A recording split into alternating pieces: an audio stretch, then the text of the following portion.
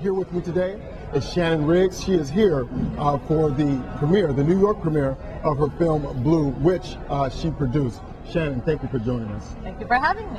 How are you doing today? I'm doing magnificently. Fabulous, fabulous.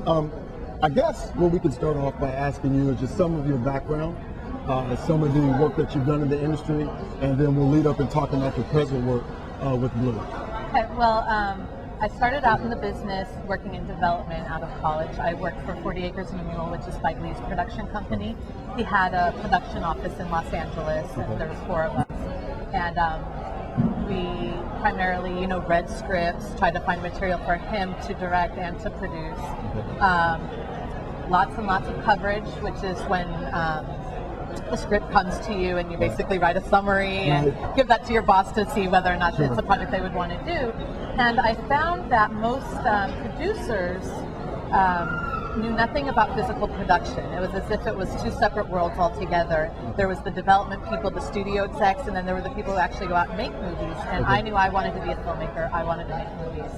So I took an opportunity to work for a line producer who was producing a movie called Wedding Crashers. A little movie called Wedding Crashers. A college friend of mine, we had bumped into each other at an industry mixer out in LA. And he was working for the director at the time, and he told me that there was this really interesting producer looking for somebody to take under his wing, and so I thought that would be a good opportunity for me. And was this your first, really real gig? This was the Spike Lee job. I worked my way up the ranks. I was there 3 years. And it was an amazing experience. I learned so much, but I knew I needed to get on set, and this job wasn't on set. Right, in terms of being on set. That was your first. This was my first time getting on set. Excellent. And I got to do it on Wedding Crashers. And it was amazing. But what I found out very quickly, the producer's name is Guy Rydell, and he saw that I wasn't just a set rat. I wasn't a person who was just going to PA or something like that. Nothing against PAs, by the way. It's a great way to get started. But I was still reading scripts and tracking what scripts were going into what studios. And so he thought that you had more to offer. That I had more to offer. And he had previously worked in development as well and had been a studio executive.